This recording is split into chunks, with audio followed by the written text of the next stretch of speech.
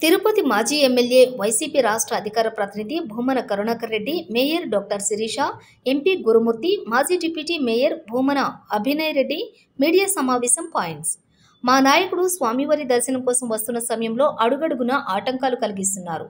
చంద్రబాబు ప్రభు పరాయుక్తులైన police అధికారులను 30 act అమలు అంటూ మా నాయకులను భయపెడుతున్నారు, నోటీసులు ఇస్తున్నారు.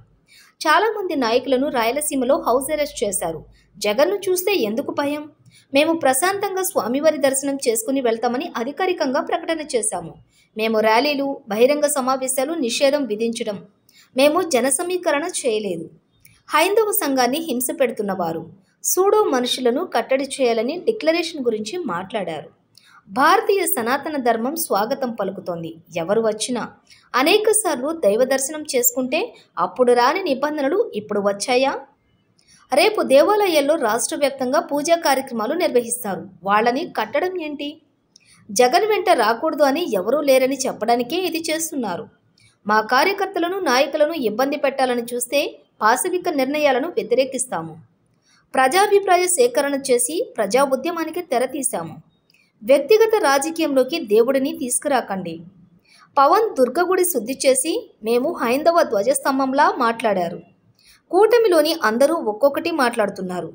బీజేపీ నాయకులు ఎవరు పేరు చెబితే అదే. పరిరక్షణ చేసేవారు వీళ్ళేనా? ఓనమాలు రాని వాళ్ళు సనాతన ధర్మం పరిరక్షకులు అంటున్నారు.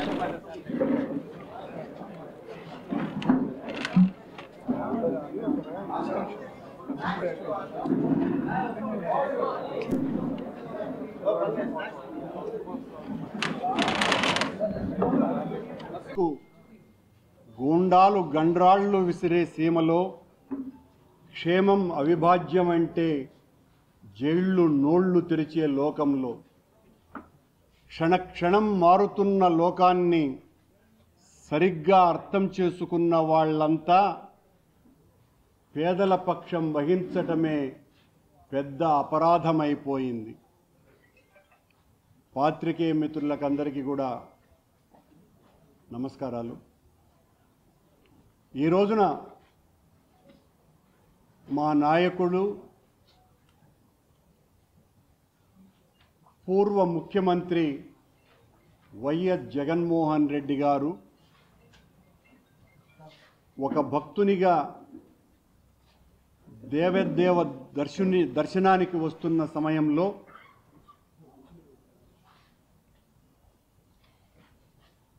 దేవదేవుణ్ణి దర్శించటానికి అడుగడుగున ఆటంకాలు కలిగిస్తున్నటువంటి విషయం లోక విదితం. ఆయన కొండకు వస్తున్నారు అని అంటే చంద్రబాబు ప్రభుభక్తి పరాయణులైనటువంటి పోలీసు శాఖ వారు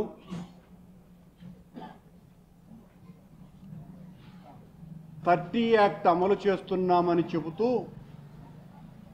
ఎక్కడికక్కడ మా పార్టీ నాయకులను, కార్యకర్తలని భయభ్రాంతులకు గురి చేస్తూ భయపెడుతూ మీరు ఇళ్ల నుంచి బయటికి రాకూడదు అని మౌఖిక ఆదేశాలు ఇవ్వటమే కాకుండా నోటీసులు సర్వ్ చేయటం జరిగింది. మొత్తం రాయలసీమ అంతా కూడా మా పార్టీకి సంబంధించినటువంటి నాయకులను, మాజీ శాసనసభ్యులని, శాసనమండలి సభ్యులని, మంత్రులను, మాజీ మంత్రులను, వీళ్ళనందరినీ కూడా హౌస్ అరెస్టులు కూడా చేయటం జరిగింది. చంద్రబాబు గారి ప్రభుత్వానికి జగన్మోహన్ రెడ్డి గారిని చూస్తే ఎంత భయమో దీన్ని బట్టి చూస్తే అర్థమవుతుంది. జగన్మోహన్ రెడ్డి గారు నిన్న మా పార్టీ ప్రకటన కూడా ఇచ్చింది. భగవంతుణ్ణి దర్శించుకొని ఏ ఆర్భాటాలు లేకుండా తిరిగి వెళతారు ప్రార్థనలు చేసి, పూజలు చేసేనని. మేమెక్కడా మరొక రకంగా తద్విరుద్ధంగా ప్రవర్తిస్తామని లేదా మా పార్టీ క్యాడర్నందరినీ కూడా భూమికూడమని అధికారికంగానో గ్రూపుల ద్వారానో మౌఖికంగానో చెప్పటం కానీ ఎక్కడా చెయ్యల. కానీ మాకు ఇచ్చినటువంటి నోటీసులలో మీరు 10,000 మందిని సమీకరిస్తున్నారు, సమీకరించటం శాంతి భద్రతలకు విఘ్నం కనుక ఎట్టి పరిస్థితుల్లోనూ మిమ్మల్ని కట్టడి చేస్తున్నాము. ర్యాలీలు, బహిరంగ సమావేశాలు మీకు భయం కాబట్టి మీరు నిషేధించుకోండి. కానీ స్వామివారి దర్శనానికి ఒక పూర్వ ముఖ్యమంత్రి వస్తూ ఉంటే, స్వామివారి పట్ల అనన్య భక్తి విశ్వాసాలు కలిగినటువంటి ఒక పూర్వ ముఖ్యమంత్రి స్వామివారి పట్ల భక్తిని చాటుకోవటానికి వస్తూ ఉంటే భయపడిపోయినటువంటి ప్రభుత్వం చేస్తున్నటువంటి నిర్వాకం ఇది. హైందవ సంఘాన్ని హింస పెడుతున్నటువంటి కలుషాత్ములు, కళంకితులు ఈ రోజున జగన్మోహన్ రెడ్డి గారి మీద అత్యంత దారుణంగా, హేయంగా, నీచాతి నీచంగా ఆయన మీద దాడికి దిగితే, ఆయన డిక్లరేషన్ ఇచ్చి దైవదర్శనానికి వెళ్ళాలి అని సూడో భగవంతుని పట్ల అంతంత మాత్రమే నమ్మకం ఉన్నటువంటి సూడో మనుషులు జగన్మోహన్ రెడ్డి గారిని కట్టడి చేయాలని మాట్లాడుతున్నారు. హిందుత్వం ఏం చెప్తుంది? భగవంతుని పట్ల భక్తితో ఎవ్వరు వచ్చినా, ప్రపంచవ్యాప్తంగా ఉన్నటువంటి గుళ్లకు ఎవ్వరు వచ్చినా సాదర స్వాగతం పలుకుతుంది భారతీయ సనాతన ధర్మం. ఆ ధర్మానికి విరుద్ధంగా ప్రవర్తించటమే కాకుండా 5 సంవత్సరాల పాటు ముఖ్యమంత్రిగా స్వామివారికి పట్టు వస్త్రాలనే బహూకరించినటువంటి ముఖ్యమంత్రిని, అంతకు పూర్వం ఎన్నోసార్లు దైవ దర్శనానికి వచ్చినప్పుడు ఏ రకమైనటువంటి ఆటంకాలు కలుగకుండా దైవ దర్శనం చేసుకున్నటువంటి ఒక పార్టీ నాయకుణ్ణి ఈ రోజున తాము చేసినటువంటి ఒక కళంకిత పనికి డిఫెన్స్లో పడిపోయి దాని నుంచి ఎట్లా బయట రావాలో అర్థం కాకుండా మా నాయకుడు, మా పార్టీ అధిష్టానము వీళ్ళు చేసినటువంటి పాపపు ప్రకటనలకి, ప్రచారానికి మొత్తం దేవాలయాలలో అంతా కూడా రేపు ప్రార్థనలు చేయండి అని పిలిపిస్తే మా పార్టీ క్యాడర్ అంతా కూడా ఈ నియోజకవర్గం కాకుండా మిగతా అన్ని నియోజకవర్గాలలో కూడా రేపు ఆ పూజా కార్యక్రమాలలో ఉంటే వాళ్ళెవరూ మీరు బయటికి రాకూడదు అని వాళ్లను కట్టడి చేయటం ఏందో నాకు అర్థమే కావటం లేదు. అంటే మేము పూజలు చేయడానికి కూడా అర్హత లేదా వైఎస్ఆర్ కాంగ్రెస్ పార్టీ కార్యకర్తలకు, నాయకులకు? ఎంతగా వణికిపోతున్నది. ప్రభుత్వం ఇంత దారుణమైనటువంటి పరిస్థితి ఈ రాష్ట్రంలో నెలకొని ఉన్నది.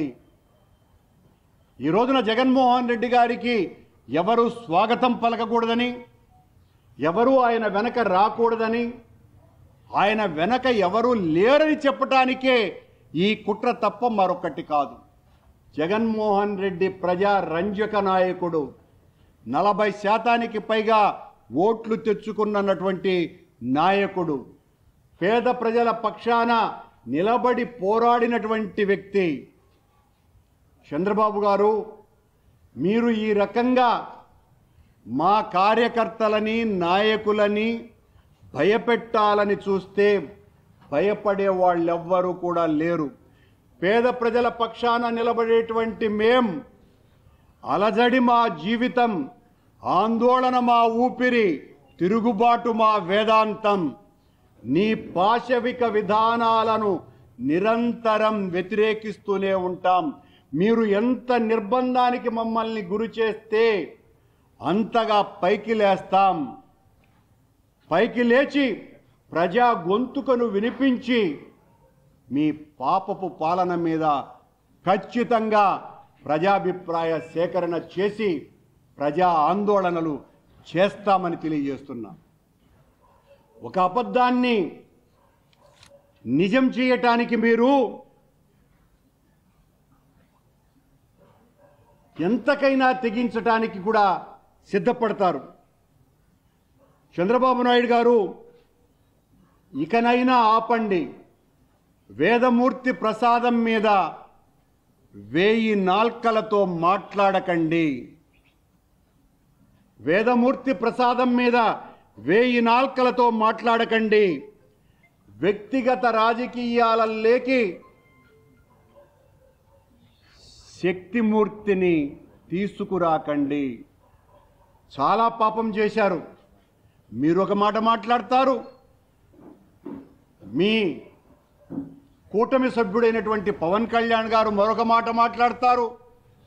మొన్నేమో ఆయన దుర్గగుడి మెట్లు ఊడుస్తూ మమ్మల్ని అననారటువంటి మాటలు మాట్లాడి హైందవ ధర్మానికంతా కూడా, సనాతన ధర్మానికంతా మేమంతా కూడా చాలా వ్యతిరేకంగా పనిచేస్తున్నామని, ఆయన ఒక్కడే హైందవ ధ్వజస్తంభమని, సనాతన ధర్మపీఠ లక్ష్యమే తన ధ్యేయంగా అని పెద్ద మాటలన్నీ కూడా యాక్షన్ చేస్తూ మాట్లాడాడు.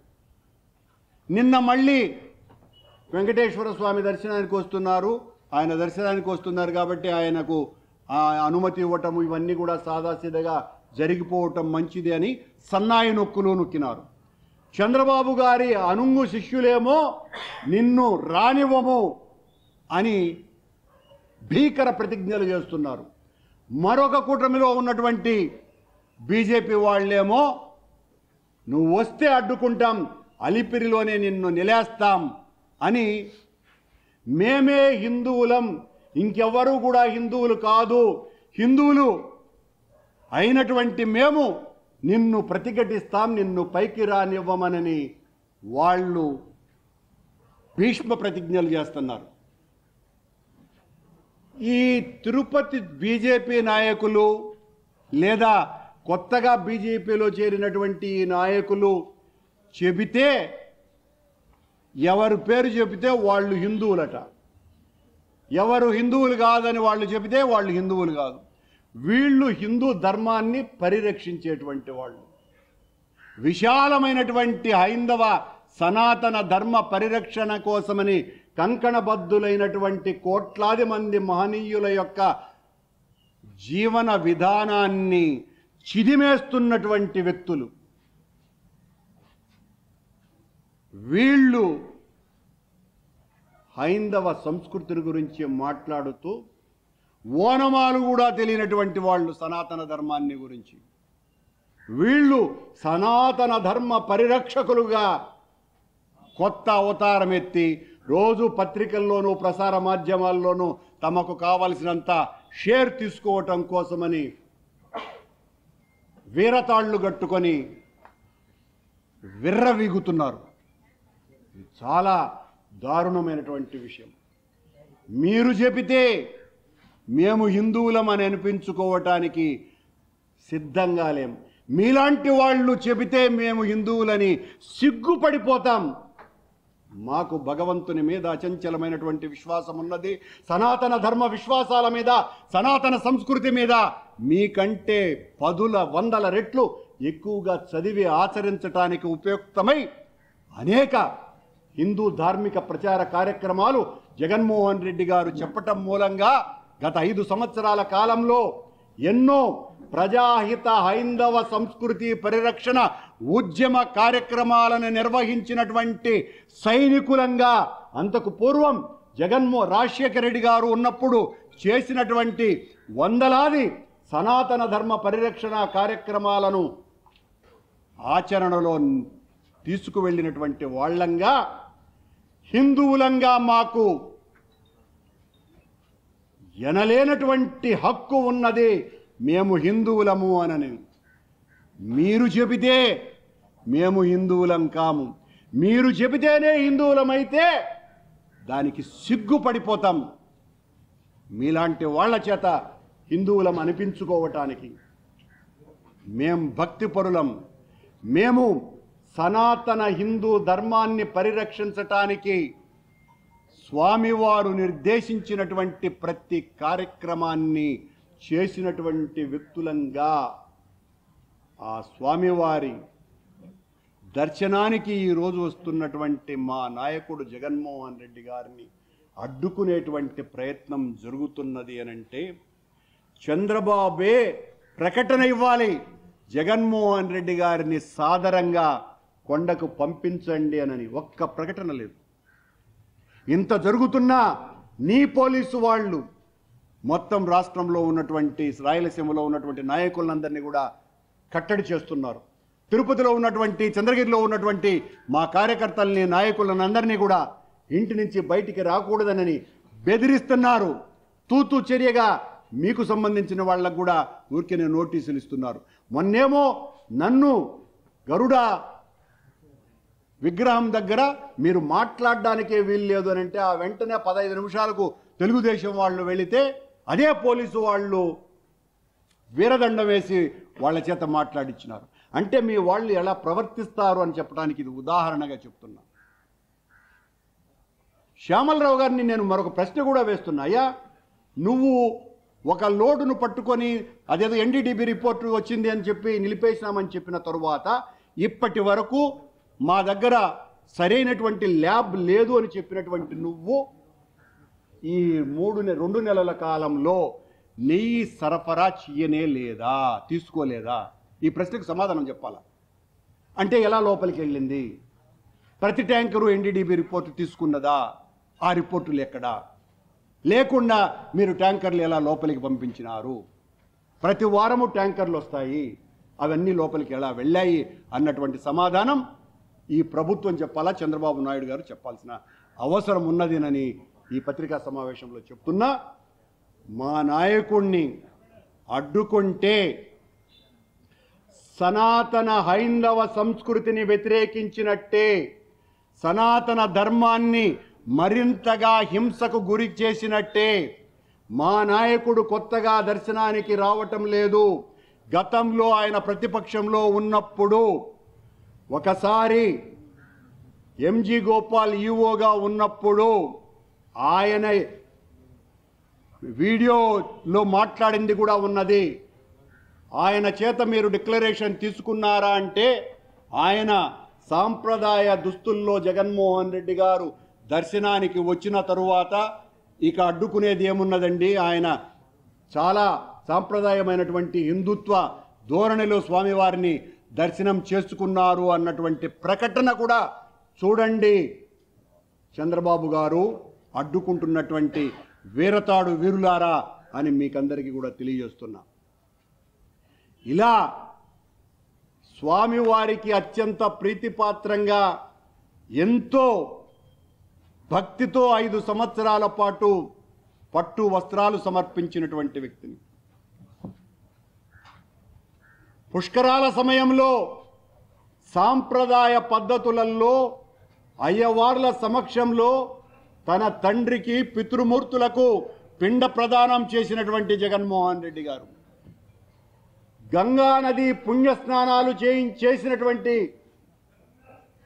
జగన్మోహన్ రెడ్డి గారు సాంప్రదాయ వేషధారణతోనే ఏది చేస్తే మీరు సంతోషిస్తారు, ఏది చేసినా సంతోషించరు, మీ వెనక రాజకీయ కల్మషమున్నది, రాజకీయ కుతంత్రం ఉన్నది, కుట్ర ఉన్నది,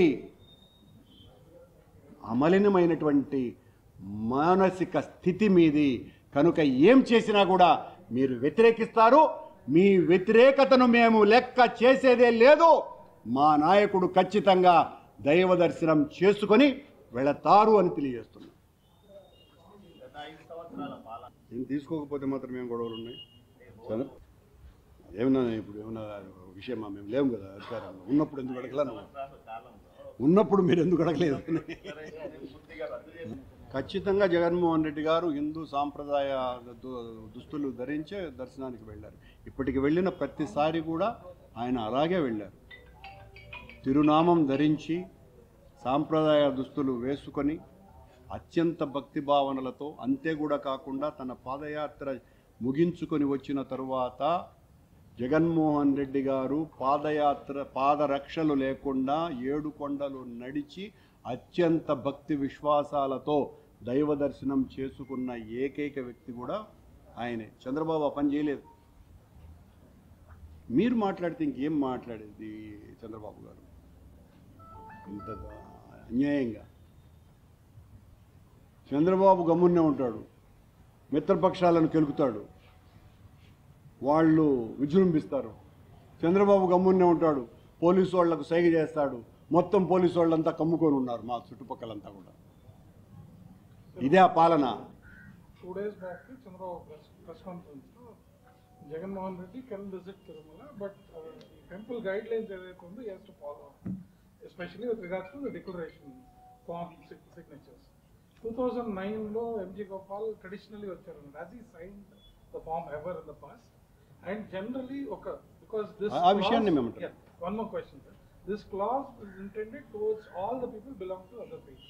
And a popular leader like Jagannath Reddy, who frequently visits the temple, repeatedly తీసుకోవాల్సిన అవసరం ఉంటుంది. అంటే జగన్మోహన్ రెడ్డి గారు దర్శనానికి వచ్చినప్పుడే ఉద్దేశపూర్వకంగా దీన్ని పొలిటికలైజ్ చేస్తున్నారు తప్ప దీని వెనుక వాళ్లకు ఉన్నటువంటి భక్తి వీసమెత్తన్నా ఉన్నదా? చిన్నతనం నుంచి జగన్మోహన్ రెడ్డి గారు అనేక సార్లు దర్శనానికి వచ్చినారు. వాళ్ళ తండ్రి 5 సంవత్సరాల పాటు పట్టు వస్త్రాలు సమర్పించినారు. వారి తండ్రితో నాకు అత్యంత సన్నిహిత సంబంధాలు ఉన్నాయి. ఆయన ముఖ్యమంత్రి కాకపూర్వం 20 సంవత్సరాలు ఆయనతో కలిసి 10 సార్లు దర్శనానికి వెళ్ళినటువంటి వ్యక్తిని నేను. ఆయనతో పాటు కనీసం 4 సార్లు అభిషేకంలో కూర్చున్నటువంటి వ్యక్తిని నేను. ఇన్నిసార్లు దర్శనం చేసుకున్నటువంటి కుటుంబం మీద మీరు దాడి చేస్తుంటే మీ వెనుక దాగి ఉన్నటువంటి విషయం ఏంటి? హిందువులనందరినీ కూడా మేము విజ్ఞప్తి చేస్తున్నటువంటిది ఇదే. ఇక్కడ చంద్రబాబుకు లేకపోతే బీజేపీ వాళ్లకో పవన్ కళ్యాణ్కో జగన్మోహన్ రెడ్డి గారి భక్తి విశ్వాసాలు కాదు కావాల్సింది. వాళ్ళ రాజకీయ ప్రయోజనాలు నెరవేరటం, దానికి ఈ రకమైనటువంటి ప్రచారం చేస్తున్నారు. రోజు ఏదో ఒకటి డైవర్షన్. నిన్నటి వరకు లడ్డూది నడిపించినారు, నిన్నటి నుంచి మళ్ళీ ఇది ఎత్తుకున్నారు.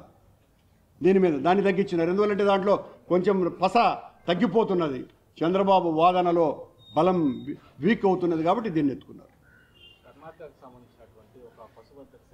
చాలామంది అన్నారండి ఈ రకంగా నెయ్యిలో కల్తీ అన్నది ఇతర జంతువుల కొవ్వులు అలాంటివి కలిపితే పాడైపోతుంది అన్నటువంటిది. సరే, రాసిన వాళ్లను అలా మాట్లాడినటువంటి వాళ్లకు ప్రచారం ఎక్కడిది? చంద్రబాబుదే కదా మొత్తం సర్వం సహా.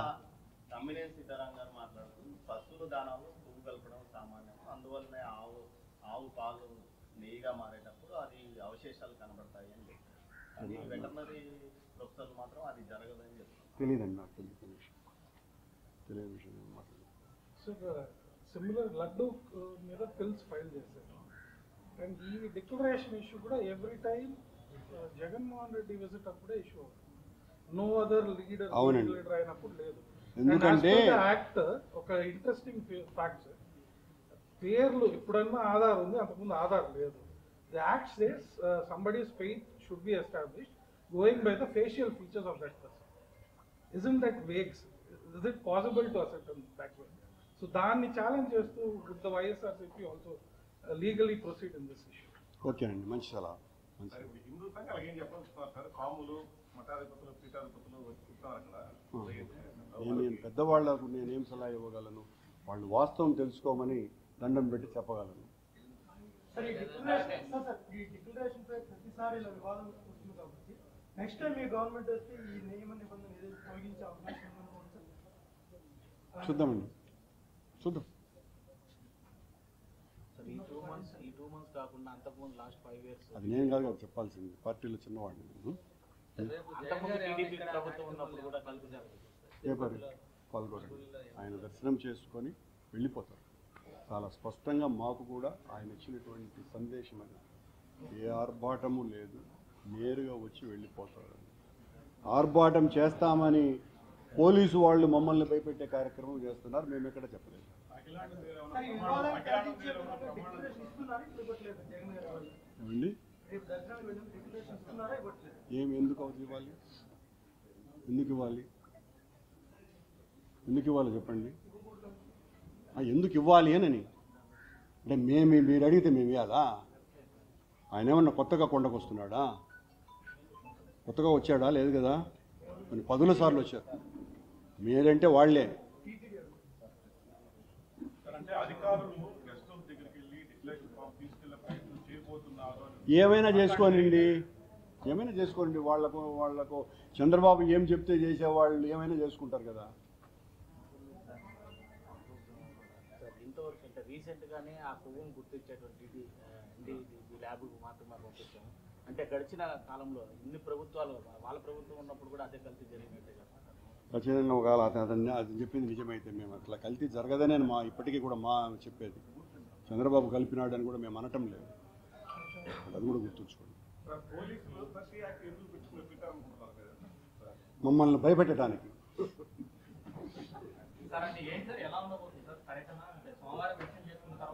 మమ్మల్ని భయపెట్టాలని భ్రమల్లో ఉన్నారు.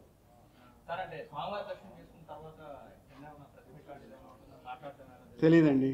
Sir, go hypothetical, where we insist upon Jagan Garu to sign the declaration, and if they prevent him from entering the temple, if he refuses to sign, what would the vice say? అలా చేయటానికి వాళ్లకు హక్కు